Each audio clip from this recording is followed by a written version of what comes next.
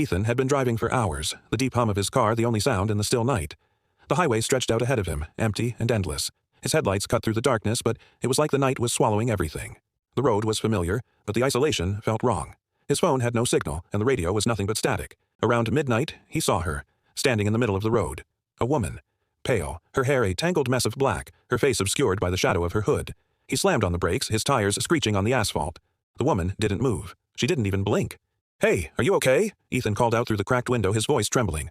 No response. She just stood there, her feet barely moving in the windless night. Ethan's stomach turned.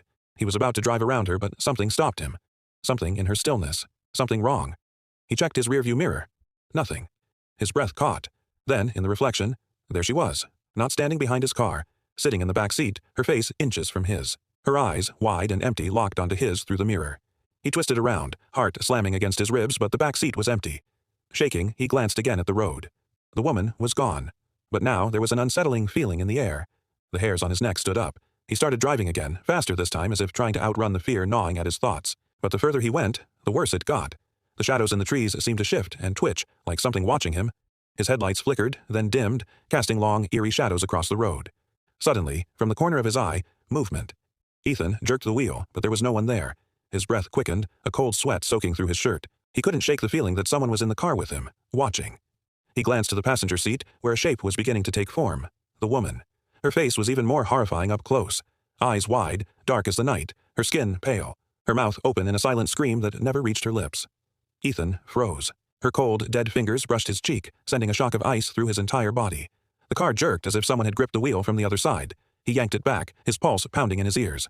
The road stretched out before him, but everything seemed to warp around him, like the world was bending under the weight of her presence. "You shouldn't have stopped," the woman whispered, her voice soft, chilling. It felt like it was coming from everywhere, the air itself thick with it. Ethan's mind raced. His breath was shallow, his hands gripping the wheel so tight his knuckles were white. "What do you want from me?" he gasped. The woman smiled, a slow, unnerving thing that stretched her face impossibly wide, revealing rows of sharp, broken teeth. "I never said I was lost." The temperature in the car dropped, the frost creeping up the windows. Her fingers curled tighter around his arm, her nails like ice digging into his skin.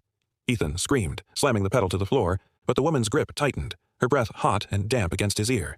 Before he could scream again, the road ahead shifted, the trees now replaced by a wall of fog. He couldn't see where he was going, couldn't escape. All he could hear was her whisper. "You'll never leave," she said, her voice now deep, like 1,000 voices speaking at once. And then the car slammed into something. The world went black.